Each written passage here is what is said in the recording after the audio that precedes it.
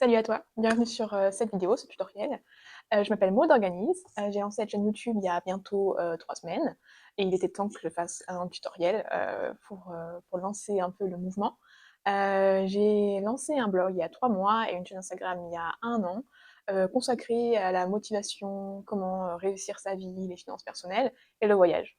Dans la vie de tous les jours, je suis contrôleuse de gestion et je suis également digital nomade, c'est-à-dire que je voyage tout en travaillant. Je n'ai pas de lieu fixe où j'habite. Je vais 3 mois à un endroit, 3 mois à un autre endroit, et tout ça avec mon petit ordinateur portable et je travaille. Je suis contrôleuse de gestion, c'est-à-dire que je travaille en finance pour une grosse boîte où je fais des chiffres sur des tableaux Excel, des analyses, tout ça. Donc c'est mon métier et j'ai envie de t'aider, toi, à faire aussi ton budget, à gérer tes finances. Après tout, pourquoi les grosses boîtes, elles se paieraient des conseillers et toi pas. Voilà, donc ce que je vais faire, c'est que je vais te filmer mon écran et t'expliquer comment faire un budget. Alors va chercher ta boisson préférée. Moi, j'ai déjà mon petit thé de prêt, il sent trop bon. Et toi, tu peux aller chercher ton café ou un thé. Installe-toi confortablement parce qu'on va parler finances, mais on va pas s'ennuyer. À tout de suite. Salut, donc on se retrouve sur mon budget pour mai 2023. Je l'ai fait sur Excel. En fait, tu as accès à Excel et à toute la suite en fait, Windows avec ton compte Google gratuitement. Il n'y a pas besoin de payer de licence pour pouvoir faire son budget sur Excel. Voilà, donc moi, c'est ce que j'ai fait. J'ai choisi cette option plutôt que le papier parce que je trouve ça plus simple, plus flexible. Étant donné que je suis quand même souvent en voyage ou en déplacement, c'est pour moi beaucoup plus pratique. Donc c'est des enveloppes digitales en quelque sorte, plutôt que des enveloppes papier et je vais t'expliquer comment faire. Comme tu peux le voir, j'ai fait un code couleur, avec pour chaque catégorie une couleur. Cette technique, je l'ai notamment, prise dans le livre de Budget Mom, qui s'appelle My Money My Way. Je t'en parle dans mon blog et je te mettrai le lien de l'article, sous cette vidéo, parce que je trouve que le bouquin est vraiment pas mal. Bon, malheureusement, je pense qu'il est pas traduit en français, il est qu'en anglais, mais si tu parles un peu anglais, normalement ça devrait aller. Et elle explique justement qu'elle, elle est quelqu'un de très visuel, et moi aussi je suis quelqu'un d'assez visuel. Quand j'apprenais, je me faisais des notes, des fiches visuelles avec des schémas et des couleurs. Donc elle, ça l'aide en fait à mieux traquer ses dépenses, à avoir plus envie de remplir son budget, et je me suis inspirée de ça pour faire le mien. Comme tu peux le voir, j'ai plusieurs colonnes parce qu'en fait, moi, je fais un suivi hebdomadaire de mes dépenses plutôt que seulement mensuel. Donc je suis à la fois mensuellement, mais je fais des enveloppes hebdomadaires, donc par semaine, plutôt que sur le mois entier. Ça me permet d'avoir plus de clarté, d'arriver plus facilement à traquer mes dépenses. Et vu que je dépense pas, j'achète pas pour un mois des choses, j'achète plutôt par jour, où je peux voir à peu près à la semaine combien je dépense. C'est plus facile pour moi. Et en plus, on est plus impliqué parce que quand on traque à la semaine, bah, on est obligé de regarder plus souvent son budget, on se pose plus la question, ah, ok, cette semaine, comment je suis par rapport à mon budget, alors que si on fait au mois, on se dit, ah ok, je vais rectifier le tir à la fin du mois, et en fait, on ne le fait pas. Voilà, donc aussi deuxième, enfin autre principe de mon budget, c'est que j'ai un budget à base zéro. Donc ça, c'est une technique de budgétisation qui consiste à donner une fonction à tous tes euros, à tout le moindre centime à une fonction. C'est pour ça qu'en fait, là, tu vois, j'arrive à zéro. Ça me permet en fait aussi de débuter après chaque mois sur la même base et de savoir avec quoi je commence. Parce qu'en fait, s'il me reste 200 euros que je laisse sur mon compte, j'ai pas du tout, enfin, j'ai du mal après à suivre ben, mes entrées, mes sorties d'argent, et en commençant à zéro, j'ai beaucoup plus de visu sur mon budget. Voilà, donc on va faire catégorie par catégorie. Comme tu vois, j'ai la catégorie revenus, donc ça, normalement, tu devrais l'avoir aussi. Ça peut être tes revenus de salaire, tes revenus indépendants, ça peut être des aides sociales, ça peut être ta bourse, ça peut être ton salaire en tant que chef d'entreprise. Voilà, enfin, c'est tes revenus, quoi. Moi, j'ai salaire et autres revenus, parce que si jamais j'ai d'autres sources de revenus, je fais un peu d'affiliation, du parrainage, tout ça. Donc quand j'ai quelque chose qui rentre, je l'inscris dans cette catégorie-là. Bon, là, au mois de mai, j'ai rien. Donc voilà, donc ça c'est très important que tu saches combien tu gagnes, même si tu gagnes pas toujours la même chose de mois en mois, que tu saches à peu près combien va rentrer le prochain mois. Et si tu sais pas combien, fais une moyenne au moins, parce que ça va t'aider à vraiment voir et à mieux se planifier. Ensuite, tu as l'épargne. Il est primordial que tu épargnes, même si c'est 50 euros par mois, 1 euro par mois, mais c'est une habitude à prendre. Moi, j'ai toujours épargné. Depuis que j'ai 18 ans, je travaille, j'épargne au début 40, 20, 50, et puis au fur et à mesure, j'ai de plus en plus épargné. Et puis, une fois que je me suis constitué mon épargne de précaution, j'ai beaucoup moins épargné et j'ai commencé à investir. C'est ce que je te conseille de faire, épargne, jusqu'à ce que tu aies peut-être 3, 4 mois de salaire en avance. Et ensuite, tu pourras continuer à épargner, mais tu pourras aussi commencer à allouer une partie de ton épargne à l'investissement. Donc moi, j'ai 2 types d'épargne. J'ai une épargne que je mets sur un compte Boursorama, ça c'est mon épargne de sécurité, je n'y touche pas. Et j'ai une épargne sur un compte N26. D'ailleurs, si ça t'intéresse, je te mettrai le lien pour t'inscrire sur N26, pour ouvrir un compte. C'est une banque 100% digitale, 100% gratuite si tu prends juste une carte toute simple. Et franchement, elle est très très très bien cette banque. Moi, j'ai jamais eu de problème. Elle m'a sauvé parfois la vie quand j'étais en voyage ou quoi pour faire des cautions parce qu'ils ne posent pas de problème, alors que sur les autres cartes, c'est la galère. Et si tu ouvres un compte, tu as 15 euros offerts grâce à mon lien ci-dessous. Donc, voilà, si ça t'intéresse, n'hésite pas. Donc, mon épargne N26, elle, c'est pas de l'épargne de précaution, c'est plutôt de l'épargne que je vais allouer à des projets. Par exemple, si j'ai envie de faire un voyage, je vais allouer un certain montant et je vais planifier combien j'épargne tous les mois pour ce but-là. Donc, c'est ce qu'on appelle en anglais les sinking funds, ou tu peux appeler ça des enveloppes d'amortissement. En fait, tu vas planifier tes dépenses, tes projets, et tu vas épargner tous les mois pour ne pas te retrouver au mois de décembre avec ta facture d'assurance de voiture à payer d'un seul coup et tu n'as pas épargné. Voilà. Ensuite, j'ai mes investissements. Donc, je fais 2 types d'investissements. J'ai un compte sur Trade Republic. Là aussi, je te mettrai le lien en dessous si ça t'intéresse. Tu peux ouvrir un compte, investir dans les cryptos, bourses, ETF, et j'en passe. Et tu as une action offerte avec le lien en dessous. Là, j'investis 410 euros par mois. Donc, j'ai commencé à investir en crypto il y a 2 ans et en bourse il y a 1 an. Maintenant, c'est vrai que je mets un peu plus le paquet sur l'investissement que sur l'épargne. Parce que, comme je disais, je me suis déjà constitué une bonne épargne et maintenant, j'ai envie d'investir et de pouvoir générer de l'argent avec mon argent. Vu l'inflation, de toute façon, c'est beaucoup plus intéressant. Ensuite, j'ai un autre investissement qui est le ground lending. Donc, je mets de l'argent sur Robocash et Pierre-Berry. Pierre-Berry, j'ai déjà fait un tutoriel à ce sujet. Si ça t'intéresse, je te mettrai la vidéo ici.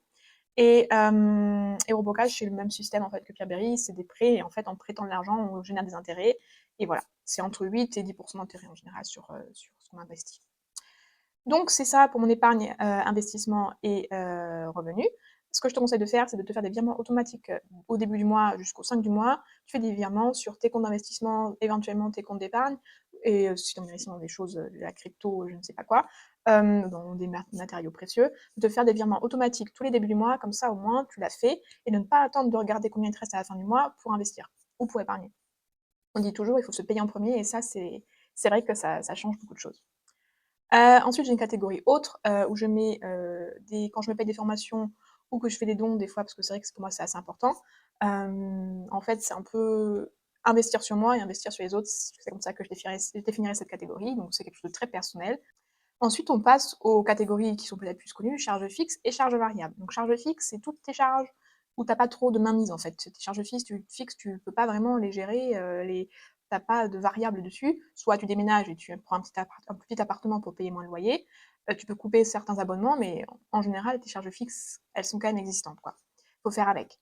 Donc moi, j'ai mon loyer. Je n'ai qu'un loyer parce que j'ai pas d'autres frais type charges, électricité, gaz, chauffage, parce que je suis digital nomade. Je ferai une vidéo à ce sujet si ça vous intéresse. Et du coup, en fait, je loue des appartements où j'ai tout compris. Donc, j'ai abonnement Spotify, parce que voilà, pour moi, j'écoute pas mal de musique, donc c'est important.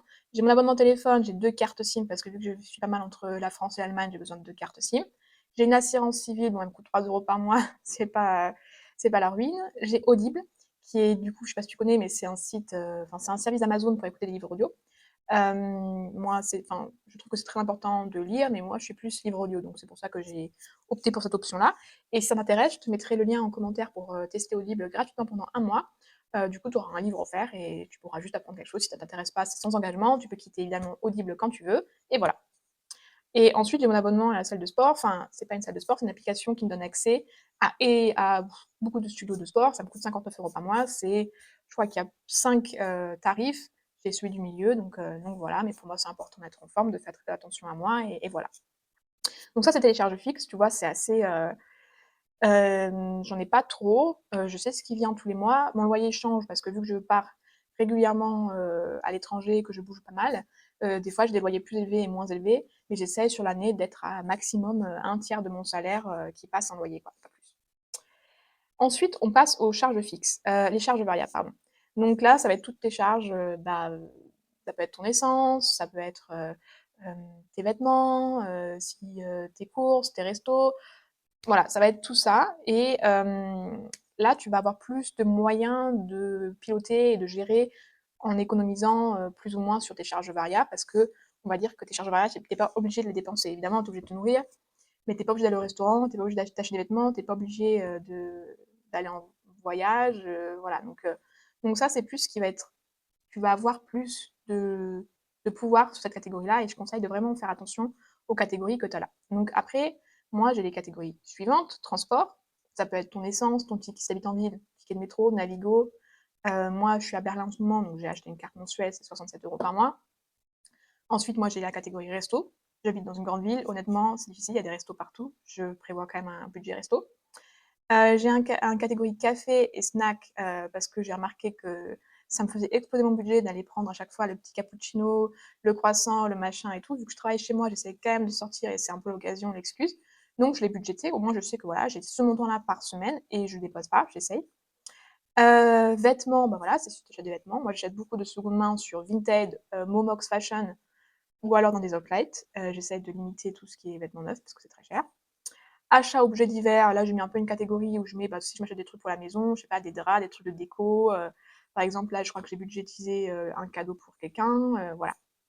Beauté, ça va être mes cosmétiques, mais aussi si j'ai rendez-vous chez coiffeur, l'esthéticienne, si tu vas, je sais pas moi, si toi tu vas chez la manucure, moi c'est vrai que ça c'est quelque chose que je ne fais pas, mais ça va être ce genre de choses, ou un homme chez le barbier, voilà.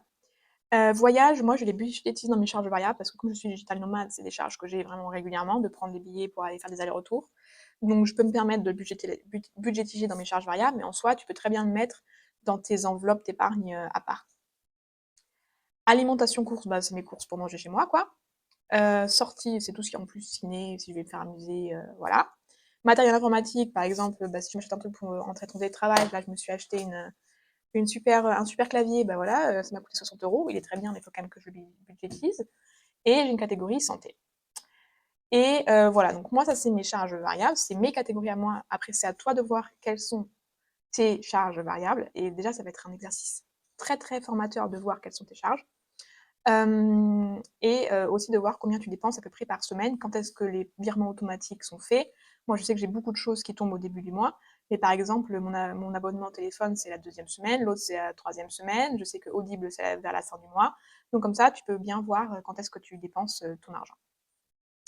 Et donc tout ça par semaine, tu vois, j'ai tout rempli proprement et à la fin, j'ai un total. Donc je vois, j'ai 235 d'épargne N26 par exemple.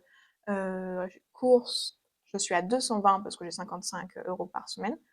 Donc voilà, et là, je fais des petits commentaires pour suivre ce que j'ai planifié parce que des fois, honnêtement, je ne sais plus. Et tu dois te demander du coup comment je fais après pour comparer, pour mettre mes vrais chiffres. Donc j'ai fait identique en dessous. Et je remplis au fur et à mesure.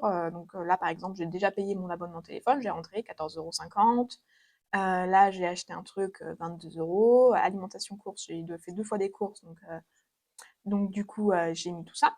Et j'ai même Excel sur mon téléphone. Donc des fois, quand j'ai été dehors et que j'ai dépensé des sous, je suis dans le métro ou dans le bus, que j'ai 2 minutes, ben, je fais mes comptes directement sur mon téléphone, ce qui est super pratique d'ailleurs.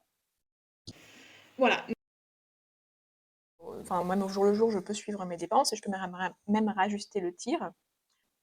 Se payer en premier, que ce soit pour l'épargne et l'investissement, même si tu commences avec 50 €, commence, parce que c'est une habitude à prendre. Savoir tes revenus, connaître tes charges fixes, planifier et essayer de minimiser tes charges variables, parce que c'est celle-là que tu peux minimiser au mieux. Prévoir à la semaine, et voilà, et s'y tenir en fait. C'est un exercice très formateur, rendre le budget joli. Si t'as pas des connaissances en Excel, fais un truc simple, t'es pas obligé de faire un truc comme ça, comme ce que moi j'ai fait. Et voilà. Tu auras fait ton budget et franchement, c'est une super aide. Tu vas apprendre beaucoup sur toi. Moi, des fois, je me dis: «Ah mais comment j'ai pu dépenser tout cet argent, juste en cappuccino?» Je m'énerve toute seule. Mais voilà, c'est un exercice à prendre de se dire: «Bah non, au lieu d'aller dehors, je vais me faire, quelque chose ici et ça va être tout aussi bien». Voilà, c'était mon tutoriel, comment je fais mon budget tous les mois. J'espère que tu as appris quelque chose. J'espère que ça t'a motivé à peut-être toi aussi commencer à faire ton budget et que tu vois plus clair avec certains principes. Je sais que ça a été un peu vite, mais je reprendrai, les principes que je t'ai expliqués dans d'autres vidéos pas à pas. Pose-moi tes questions en commentaire, je serai ravie d'y répondre. Et si ça t'a plu, like la vidéo parce que ça soutient ma chaîne. Et abonne-toi pour ne manquer aucune vidéo. Je vais essayer de faire des vidéos régulièrement, comme je te disais, sur le thème de la motivation, du voyage et des finances personnelles. À bientôt, ciao!